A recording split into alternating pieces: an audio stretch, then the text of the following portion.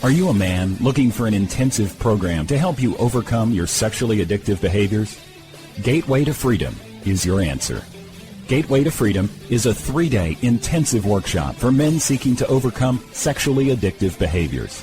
Whether married, single, or divorced, Gateway to Freedom will help men regain hope for a new life of purity and real contentment. The workshop is conducted by experts in the field of sexual addiction recovery. Your experts have over 35 years of combined experience. Read testimonials of workshop alumni at gatewaymen.com. Get all the info and register online at gatewaymen.com or call 1-800-49-PURITY. Hi, my name is Jonathan, and I'm the founder of the Gateway to Freedom Workshop. I want to personally invite you to be part of our next workshop coming up January 16th through the 18th in Texas. So call us today at 1-800-49-PURITY or visit gatewaymen.com.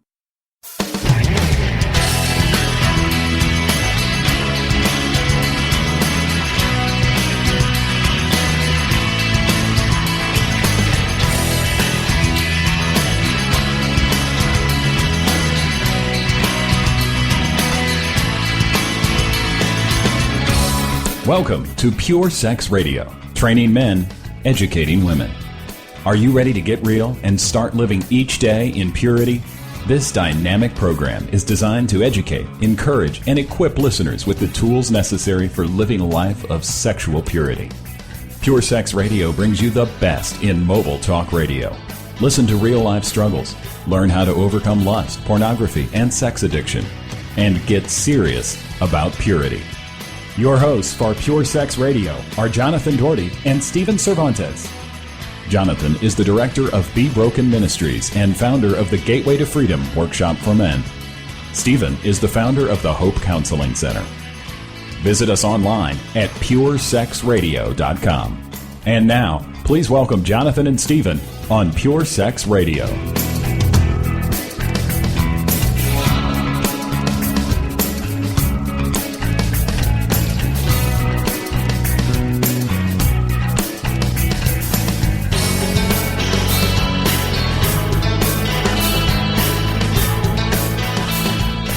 Good day, radio listeners. Welcome to this week's edition of the Pure Sex Radio broadcast. We're glad to have you here with us. My name is Jonathan. I'm here with Stephen. Stephen, how are you doing?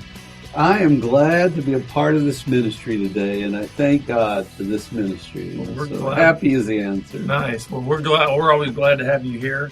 And listeners, we are coming up to the end of 2014, and it's been an amazing year of ministry and just seeing marriages restored, seeing groups launched, seeing all kinds of stuff going on all around the country and even around the world. As we have listeners from over 80 countries, we've had conversations with people from Greece and Singapore and Canada and I mean all over the world.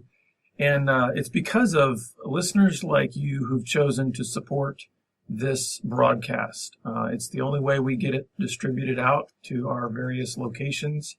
And if you would like to be a partner with us in this ministry, you can go to puresexradio.com and click on the donate button to learn about all the ways that you can partner with us. Well, Stephen, I've been working in this, I guess you'd say in this business, so to speak, for about 12 years now. And in that amount of time, I've seen a lot of stuff. I've read a lot of stuff. A lot that has to do with kind of, okay, what is recovery? What are the stages of recovery? What does this thing look like? What's the process? And so I decided to kind of finally throw my hat in the ring and sort of give maybe my 2 cents on what I really think are maybe the 5 key stages of recovery. But that means you are sounding like an expert here in the field. You're developing material and you're putting ideas together. You know, that's what pioneers do. You know that, don't you? Well, definitely not a pioneer. I'm more of like, let's look at everything that's out there and see if we can maybe tweak it a little bit. And I think that's a pioneer. I'm a leech. So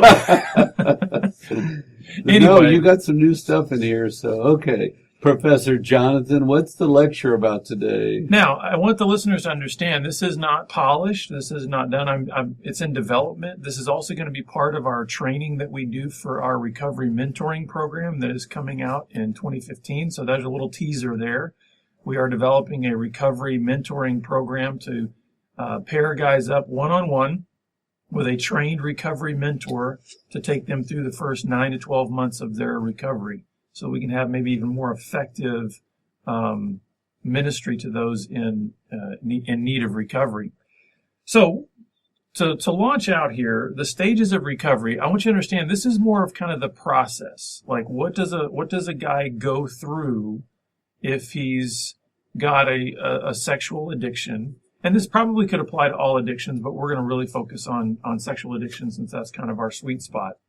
What would this process be? This is a little bit different from the 4 pillars of purity that we've used as teaching material for 10 plus years around here. Because the 4 pillars, those are kind of the fundamental principles, and they really are pillars. They're kind of what hold up for the whole process what a life of sexual integrity looks like. So whereas the pillars, you can continue to grow deeper and deeper in, and you never, quote unquote, graduate from them. I believe the stages of recovery, you can kind of move through them, even though there can be some fluidity back and forth between several of them. So with that, let me just go ahead and jump in with the first stage of recovery. The first stage of recovery is what I'm calling awareness. Awareness, that there is a point in time where a person comes to realize they're out of control. They don't have control. They are in essence a slave to their addiction. And so that stage is simply saying, I get it. I understand that there's a problem here. But like something is broken.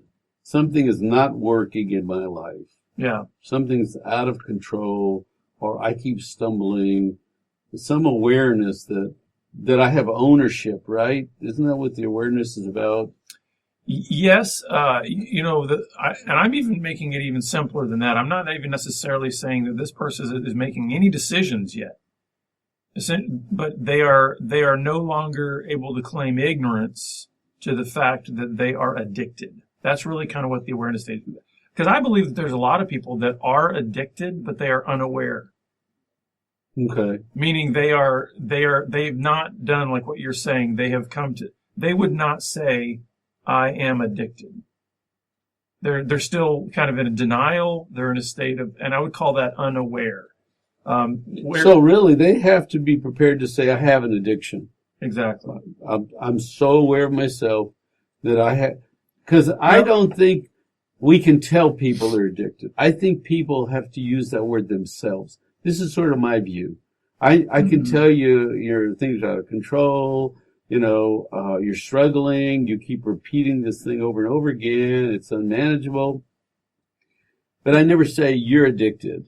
But people that are aware will say, I have an addiction. Yeah. Right? And I do think that there can be plenty of external influences that lead a person to that conclusion. So I'm not saying that, I do believe that we could actually tell somebody you're addicted. Now, whether or not they come to a place of where, that's like you said, that's their decision at that point. But I do believe that it could be, we've heard a lot of stories of where guys became aware. Maybe they got arrested. Yes, but I guess my point is they have to take ownership. What you say to me doesn't go in me. It's your label on me. But when I say I have an addiction, I've taken ownership. Yeah. When you say it, you put a label on me. Yes, this awareness has to be, keep in mind, these are the stages that the addicted person is going through. So awareness has to be personal to them. It has to be they are the one that has to say, I'm aware that I'm addicted. I am addicted. Yes, okay. So yes, you're right. The second stage is what I'm calling assessment. So your first stage is just simply coming to the place where you say, I'm addicted or I have an addiction. Then I believe the next stage is where you have to actually determine what to do about it. Awareness alone, this is one of the things that I discovered kind of the hard way. Confession alone doesn't actually change anything. Mm-hmm. So for me to simply say, I have an addiction, doesn't do anything to change the addiction. But before we jump into a stage where you're quote unquote doing something about it, I do believe there is an assessment stage. You have to look at what's been going on, what kind of behaviors am I involved in, what's the damage that's happened here. So kind of an assessment of physical health and emotional and spiritual health and relational health, like what's in all these areas of my life, what's the carnage here, you know? And from that, then I think there's a determination of what to do about it. And I believe the assessment stage is still very much, you know, there's an option here. And I believe there's an option at any one of these stages. And what I mean by an option is, yes, I want to engage recovery, or no, I don't. Mm. You know, and this, I know this is painful for the loved ones to hear of those who are addicted, because, man, it's almost as if loved ones, the one thing you want to hear from the person in your family who you know has an addiction is for them to say, I have an addiction. And we think and we assume that once they say that, hallelujah, they're going to get help. But awareness doesn't equal transformation. And so this is hard sometimes, because even in the assessment stage, it doesn't always mean that that person is going to choose recovery. And that's they can be aware. Yeah, you can and say, then I have choose. a problem, and not do anything about it. Yeah, right? and that's what painful you're saying. for the loved ones, especially, I think. Mm-hmm. You know, it's a mess for the one addicted too, but I mean, I think it's especially painful for a wife or for a parent or something like that, for their spouse or their child to say, yeah, I have an addiction and I'm not going to give it up. And that's why you say they still have an option to say yes or no, right? Because to say you have a problem and say I should do a few things about it's one thing, but to take the next step, right, to take action, right, is different than to assess my life, determine some weaknesses, and start to formulate a plan. Yeah. And this is the other thing too that I think is important. And it's one of the things I had to kind of learn the hard way too, is that even if you have a great plan, it doesn't automatically or magically produce transformation. I think there are a lot of guys who are, if I can put it this way, who think they're in the next stage, which is called active recovery, but they're just kind of hovering in assessment. And what I mean by that is I think there's a lot of guys that they've got a great plan in their hands, and they're not implementing a single bit of it. But hey, they've done their work of assessing their emotional health, and they've assessed their behavioral problems, and they've assessed all of that, and they know they got a good plan, and yet they're still stuck in assessment because they're not doing anything. They're not actually putting. So stage 2 is really assessing the strengths and weaknesses of your life, and in smaller letters, and planning. It's assessment and a planning. Yes. Because that's really, the point of discovering all the weakness, what's the point? The plan is just the opposite of the weakness, right? Yeah. So that's good. That's a little clearer. We're still talking about, well, what have I been doing? What's not working? What is working? What can I do more of? What should I do less of? How could I stay away from planning, right? Some of this stuff. Okay, good. So now the third stage of recovery is, so you've got this awareness. Okay, I have an addiction. Then you have this assessment and planning. Okay, what am I going to do about it? Because, okay, here's where I'm at physically or behaviorally. Here's where I'm at emotionally, spiritually. Here's where I'm at in my relationships, and what's the plan? That gets you into the third stage of what I'm calling active recovery. And this is where you start actually implementing, behavioral boundaries, or maybe getting involved with a counselor to explore some of the wounds and the traumas of your past, attending support group meetings, participating in recovery mentoring, connecting with, Christian community for support and prayer. It's diving into what we might call recovery community. Other people on the same journey, but actually doing accountability, doing boundary setting, doing these things.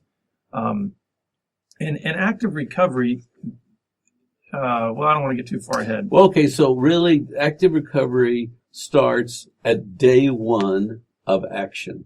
Yes. I don't care what you do, right? If you make a list and you start stepping out into a meeting, but active recovery is action steps. Yeah, you're doing something. You're putting that filter on your computer. You have gone and you're meeting with a counselor. You're making the call and you're stepping into a support group. You are doing something that is moving you in the direction of connecting to recovery, not simply looking at it like a plan from a distance, but actually saying, I'm going to step into the plan now. Mm-hmm. If on my plan it said, I'm looking at internet porn, so I either need to turn my computer in, get rid of it, or I need to put a filter and accountability software on it. That's the plan, right? Mm-hmm. Active recovery would be saying, I'm now doing that. I'm actually doing those things. Now, I believe active recovery is kind of the foundation for all the subsequent stages. So our philosophy here at this ministry is that grace needs to be the bedrock, because just because you start putting the filter on the computer, just because you stepped into a support group, doesn't mean this is a smooth ride. Mm-hmm. You're talking about transformation on kind of the deepest level of your being. Nobody gets involved in an addiction because they have light problems, light issues, small. Simple, yeah. You're talking easy to carry. Anybody who's developed an addiction, Mm-hmm. we're talking about deep level issues. And so active recovery is messy, a very messy stage. Actually, the active recovery, the next stage are very messy stages, because essentially what you're doing is you're saying everything about my life that I have essentially used to revolve around this addiction and make ways for me to keep it going and perpetuate it has to be turned completely upside down, has to be completely dismantled and rebuilt in a completely new way. And that's a very messy process. That's why we believe grace has to be the foundation. The idea that your worth, your value as a human being created in the image of God is unchangeable, no matter how, deeply you've gone into this addiction and no matter how messy this process looks. But this is like, in my mind, we formulated our recipe in step 2, right? In our assessment and planning phase, we made a recipe and we're going to bake a cake. Mm-hmm. And it doesn't matter if you crack the eggs first or sift the flour, and it's gonna look like a mess. Active recovery can be go to one group a week or 5 groups a week or read 1 book or read 3 books. Mm-hmm. Or spend 5 minutes in prayer or 55 minutes in prayer. It's this big hodgepodge of all the right stuff, right? It looks like a mess, and I'm putting all this mixture in a bowl. I don't know what the outcome is going to be, mm-hmm. but it looks like I'm making a big mess because I'm trying. I didn't like that group. I'm going to that group, right? Mm-hmm. That group leader wasn't very healthy. I went to another group. I don't know where I'm going to, but I'm starting some activity for growth and change. And that's where I would say, I love the cake example, because that's where I would say, if you were to take our 4 pillars of purity Mm-hmm. and all of the principles that are espoused in the 4 pillars, those would kind of be the ingredients. And in active recovery, you start mixing those together. Mm-hmm. Now, a little of this and a lot of that. Oh, less of this and more. We're mm-hmm. putting the right recipe for you. Mm-hmm. Right? Because it's a very individual recipe for you. I don't need what you need. Yeah, and throughout your life, those ingredients don't change. And it just it goes from a stage of kind of chaos and disorder and disarray into what is eventually making a cake, right? That's right. And so, again, that's why I think grace is really important as the foundation of this, is because of the fact that it is very hodgepodge, kind of a mismatch deal. And this is also where it's important, I think, for loved ones and people surrounding these individuals to realize that as well. Because it's very easy for people at this stage, they're so excited that their loved one is finally, they've awakened, they're aware, Mm-hmm. they're actually wanting to engage recovery. It's real easy then for loved ones, for even counselors and pastors to jump in and begin to then kind of dictate this person's recovery. And what I mean by that is, here's a guy who, for his whole life, has never gone to a support group. And now he decides to go to one support group a week. And somebody jumps on him and says, man, you're out of control. You need to go to 4 or 5 support groups this week. Whoa, time out. This guy hasn't gone to a support group his whole life. Right. And he's finally agreeing he's saying, I know I need this. Don't be so quick to jump in and then try to manipulate, control, and dictate his recovery. Mm-hmm. Fan the flame of the fact that he's willing to go to a support group. You know? But a guy in active recovery could spend an hour a day reading a book on purity and integrity, but he might not talk to his wife very much. But he's doing really good things and moving, but it's still sort of new and fresh and not exactly clear. But man, I'm moving in the right direction. And that's just it. Active recovery. You're going to see in a minute why active recovery is kind of still very much the basics. Yeah. It's probably a little more behavioral focused. It's a little more about kind of just trying to get sort of the foundation laid for what will eventually be the next Take us to the next place. So the next stage, the 4th stage in recovery, is what I'm calling advanced recovery. So in active recovery, you've got, hey, listen, we're dipping our toe in. We're finally starting this thing that we've never done before. We've never gone to support group. I've never gone to a counselor for help with my porn issues. I've never read on the topic and done these things. I've never had a filter on my computer. All that kind of stuff is active recovery.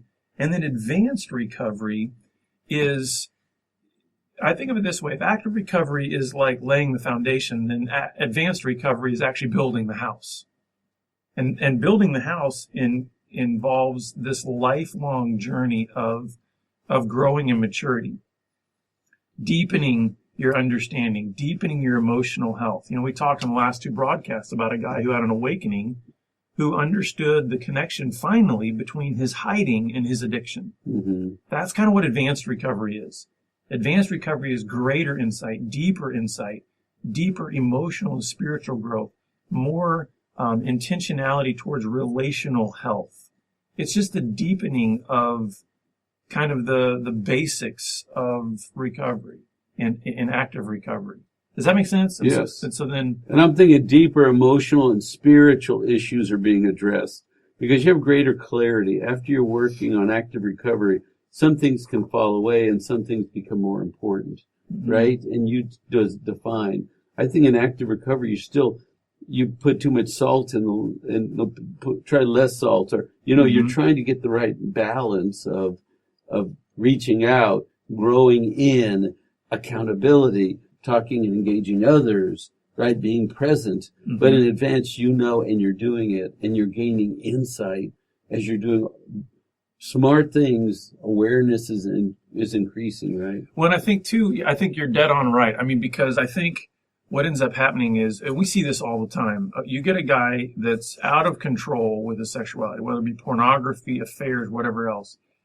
To get him started, you have to stop the bleeding. Yes. So active recovery is very much, let's stop the bleeding. Let's get this guy quarantined, let's get him away from all these influences, all these behaviors.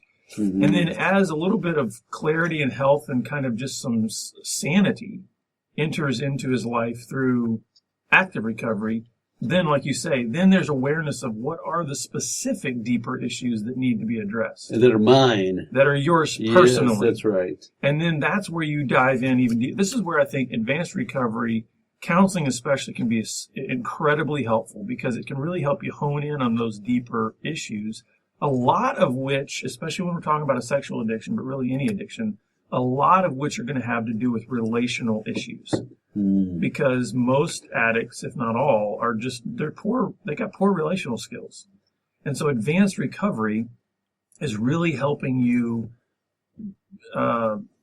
better your relational skills, which means you're also growing emotionally. And that means with men and women. Absolutely. Right? Yeah, absolutely. Because lots of times we need men in our life when we're doing stupid things with women. We really need healthy men, not boyish behaviors, right? So advanced relationship skills with men and women. Yeah. Now, you might be thinking, what other stage could there possibly be? I mean, these are the stages of recovery, right? What could be beyond advanced recovery? I mean, you've got awareness, you've got assessment, active recovery, advanced recovery. I'm going to tell you, the final stage of recovery is one that just about if you did a Google search on stages of recovery, I would tell you that probably 95% or more of the results that you're going to find will not have this final stage of recovery. And I'm simply calling it after recovery. I still believe it's a stage of recovery, but it's what we're calling after recovery.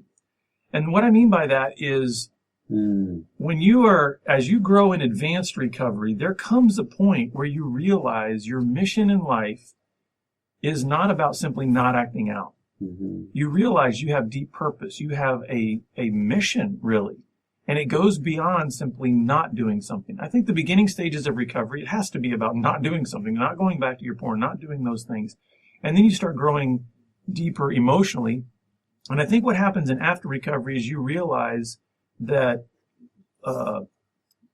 legacy is more important than not acting out. And what I mean by that is, what are you going to give? What are you going to invest in other people? What are you going to leave behind that says, you were about more than just not doing something? And so I believe I don't believe recovery is quote unquote complete unless a person enters into that place of a legacy mindset. What do you think about that? So I'm making a note to myself here. The advanced recovery clearly states the old weakness is still in the system, right? And so we're not acting like, hey, you're not weak anymore. Right. Let's just all be super Christians. Right, no. But it does state there is freedom and purpose in Christ, right? Freedom from the old and mission and purpose in Christ. And so I have to be mindful to keep good boundaries. I have to protect myself. I have to work on emotional and spiritual growth, but I'm not shackled. Mm-hmm. Yeah. And I would put it this way. I believe that, if you think about it, and I don't want to get too sidetracked on this, we only got a couple minutes, but, I really believe that if you think about life in general, we're sort of all in recovery. I mean, in terms of what God has done, in terms of redemption through Christ, it's a recovery mission. But while I believe that we're going to spend our lives, even in after recovery, quote unquote, that's still a recovery journey because we're learning how do I fulfill this mission that God has for me. It doesn't mean all my weaknesses are no longer weaknesses. It doesn't mean I will not be tempted in the same ways that I used to fail previously. But I believe the shift of focus changes. Where the focus, because I think there is a certain period of time in recovery where everything is focused on, not doing certain behaviors that were your coping mechanism. Just don't do it, don't do it, don't do it. And I think what happens in advanced recovery is the focus starts to shift where you start saying, what's beyond that? Mm-hmm. What is beyond me simply thinking about me and my behaviors and my purity? And how can I then actually invest in others? And really my mission as a man, right, is what you're talking about. Absolutely. What is a Christian godly man? What's the mission and purpose? Let's do the real mission instead of the pseudo mission of. Now, I do want to make it clear it's not like there's black and white lines between these, or black lines between these stages. There's fluidity between them. And you know what? Should a guy be in after recovery and he loses focus and he loses track and he relapses and he goes back into old ways, guess where he's going to step into? He's got to assess again, and then he's got to get back in active recovery. And so, there may be seasons in life where you shift back into another stage of this process. But this kind of gives you at least an overview of what this process looks like. And we hope that it kind of maybe helps you determine sort of maybe where are you in the process. But I think if somebody relapses, they have to go back through active because they have to reassess again because something broke down, and then you can pick back up and move to advanced and then to after. Mm-hmm. But when you relapse, you have to go assess what happened. Your program was weak. You stopped working in the weak area. You forgot. You got sloppy, right? Yeah.